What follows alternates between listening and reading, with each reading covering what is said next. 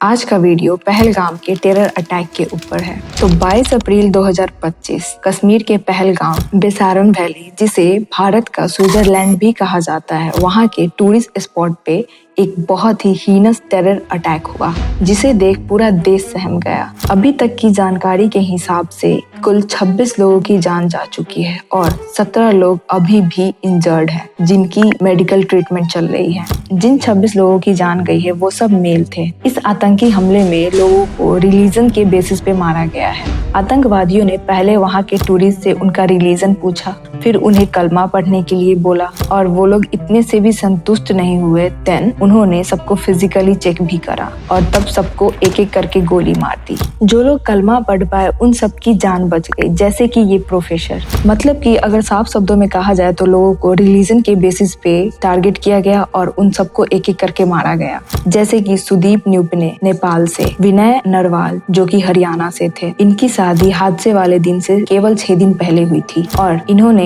Honeymoon के लिए कश्मीर को चुना ताकि अपने न्यू लाइफ के जर्नी को अच्छे से मेमोरेबल बना सके। बट इनकी वाइफ 6 दिन बाद विडो होकर वापस लौटी। वी कांट इमेजिन कि ये कितना पेनफुल होगा उन फैमिलीज के लिए जिन्होंने अपना फैमिली मेंबर को खो दिया। हमले के बाद इनकी फैमिली के लोगों का स्टेटमेंट। हिमांशी के पापा कहते भाई वहाँ फायरिंग हो गई है और विनय को गोली लग गई है। मैं अचानक मैं तो नींद में था, तो great shock to me, what happened. मैंने फोन रख दिया।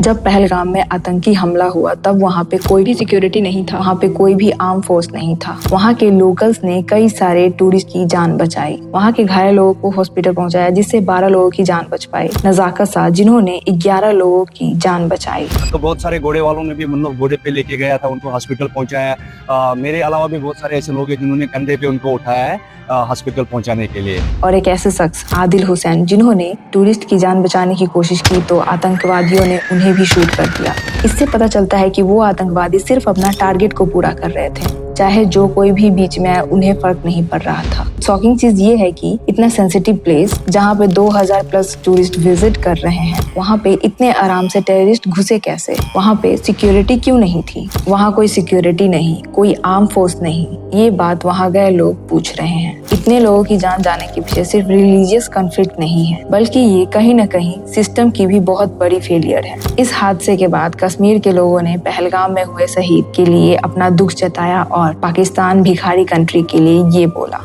हमारे सामने लाओ, मैं दूंगा उसको फांसी, मैं दूंगा। पाकिस्तान मुर्दाबाद, आतंकवाद मुर्दाबाद।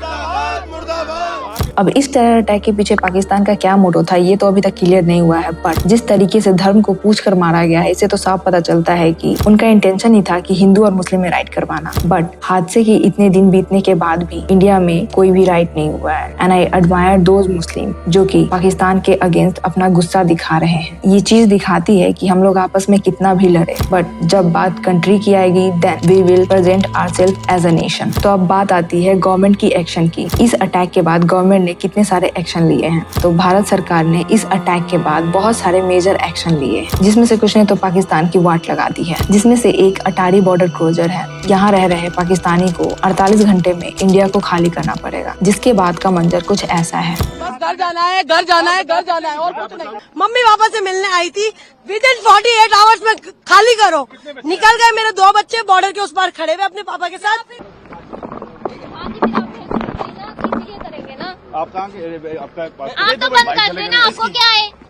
थोड़ी बोल रहा मैं भेज देंगे आपको, भेज देंगे। ये तो वही से इन सब में कुछ लोग ऐसे हैं जो रिलेटिव से मिलने आए थे, कुछ लोग मेडिकल ट्रीटमेंट के लिए आए थे, तो कुछ लोग शादी करके यहाँ पे सेटल हुए थे। और सबसे बड़ी बात कि यहाँ की बहुत सारी मुस्लिम महिला पाकिस्तान में जाकर शादी कर रखी है। मतलब अगर देखा जाए तो पहले वो इंडिया की बेटी थी और अब पाकिस्तान की बहू है। अगर सेंसस की देखे तो पाकिस्तान की जितनी आबादी नहीं है उससे कई गुना ज्यादा मुस्लिम तो हमारे कंट्री में है, बट स्टिल ये औरतें वहाँ के लड़कों में इंटरेस्टेड है। वो देश जो खुद भीख मांग मांग कर खा रहा है। ये लोग वहाँ सेटल हो रही है। जब देश में साफ सफाई चालू हुआ तब जाके पता चला कि आधी पाकिस्तान तो यहीं पे है। यूपी में 200 प्लस पाकिस्तानी निकले, एमपी में 100 से ज्यादा, ऐसे ही हैदराबाद, मतलब देश के हर कोने से पाकिस्तानी निकल रहे हैं। तभी तो जब पाकिस्तान के फ्लैग का डिसरिस्पेक्ट किया जा रहा था तब इन दो औरतों को काफी ज्यादा बुरा लगता है। इन लोग को इतना ज्यादा बुरा लग जाता है कि ये लोग रिस्पेक्टफुली उस फ्लैग को वहां से उखाड़ के इज्जत के साथ अपने साथ लेके चले गए। ये चीज इंडिया में हो रहा है, जैसा कि वीडियो में दिख रहा है। अब पाकिस्तान की गवर्नमेंट अपने सिटीजन का ये दुख और पीड़ा देख नहीं पाई कि इंडिया में लोगों को कोने कोने से निकाल के उसके घर भेजा जा रहा है। इसलिए पाकिस्तान, जो कि पार्टीशन के टाइम से ही हिंदू पे अत्याचार कर रहे थे, वहाँ के रह रहे हिंदू कम्युनिटी के साथ दुर्व्यवहार करते थे, तो इस इंसिडेंट पे भी उन्होंने वहाँ के हिंदू जो कि माइनॉरिटी में है उन्हें मारा और वहाँ से निकालना शुरू कर दिया। कुटता है मुसलमान। हम हर शय अपनी छोड़ कर आए, हम कहाँ जाएं वापस? हमारे तो पीछे कुछ नहीं है। हम इसलिए कहते हैं गवर्नमेंट हमें सहायता करे, हमारे तो रहने दे, हम तो रहें और अपना धर्म बचा कर आए हैं। इनका कहना है कि हम यही रहेंगे बट वापस पाकिस्तान नहीं जाएंगे। इंडिया की गवर्नमेंट को इनके लिए कुछ करना चाहिए, अदरवाइज ये लोग वहाँ के बचे खुचे हिंदू को भी खत्म कर देंगे। भारत सरकार अब इस पे और भी ज्यादा रिजिड फैसले ले रही है। जम्मू कश्मीर के लोकल्स जो कि इस टेरर एक्टिविटीज में इन्वॉल्व थे, अब तक ऐसे 5 घर मिले हैं जो कि टेररिस्ट से लिंक थे, जो टेररिस्ट को शेल्टर प्रोवाइड करता था, उनके वेपन्स को छुपाने में मदद करता था। गवर्नमेंट ने इन सब घरों को बम से उड़ा दिया है, मतलब कम्प्लीटली डिस्ट्रॉय कर दिया है। घर के पूरे चिथड़े उड़ चुके हैं, जैसा कि वीडियो में दिख रहा है। 6 people were brutally targeted, all men, most of them tourists, on 22nd April. Government लोगों में डर पैदा कर रही है कि जो भी टेरर एक्टिविटी में शामिल मिलेगा उसका यही हाल होगा। अब तक कश्मीर के अलग अलग पार्ट से कम 1500 से ऊपर लोगों को डिटेन किया गया है, इस बेसिस पे कि उन लोगों का इन्वॉल्वमेंट है टेररिस्ट के साथ। अब इंडिया की गवर्नमेंट पूरे तरीके से एक्शन में आ चुकी है। इसमें से सबसे बड़ा विवादित और सबसे बड़ा मुद्दा तो इंडस वाटर ट्रीटी है, जो कि इंडिया ने ब्रीच कर दिया है। जिसके बाद वहाँ का एक जाहिल लीडर, जिसका मैं नाम भी नहीं लेना चाहूंगी बिकॉज उसकी इंट्रोडक्शन हमारे लिए इतनी इम्पोर्टेंट नहीं है, इस जाहिल व्यक्ति का कहना है कि blood will flows if India stop river water, मतलब अगर सिंधु नदी में पानी नहीं बहा तो हम हिंदुस्तानियों का खून बहेगा। और सिर्फ यही एक मूर्ख नहीं है बल्कि एक और है जो कि खुलेआम मारने की ही धमकी दे रहा है, जैसा कि वीडियो में आप देख सकते हो।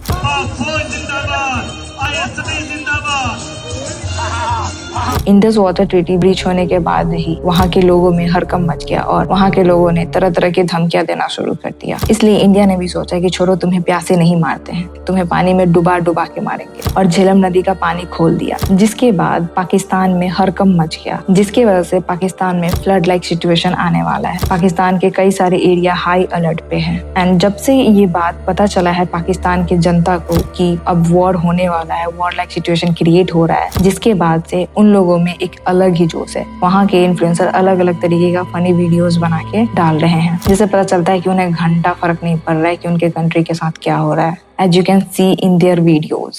मैं पानी की तलाश में पिछले 4 घंटे से घूम रहा हूँ। यहाँ मुझे एक साफ पानी मिला है, मैं इसको अभी पीऊंगा। अगर इंडिया हम पर कब्जा कर भी लेता है तो फिर इंडिया को हमारा सारा का सारा कर्जा चुकाना पड़ेगा दूसरे मुल्कों को, जब हमने उनका देना है। कि इनको फिर मजबूरन बाबर आजम को भी अपनी टीम में खिलाना पड़ेगा एज एन ओपनर। मतलब सोचे क्या डाउनफॉल होगा इनकी अपनी टीम का।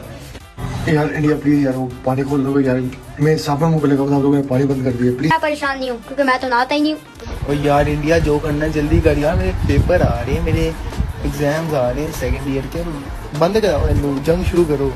कौन आएगा इस गर्मी में लड़ने के लिए जंग? मैं तो नहीं आऊंगा। तो मैंने सोचा कि जंग से पहले मैं एवोकाडो ट्राई कर लूं।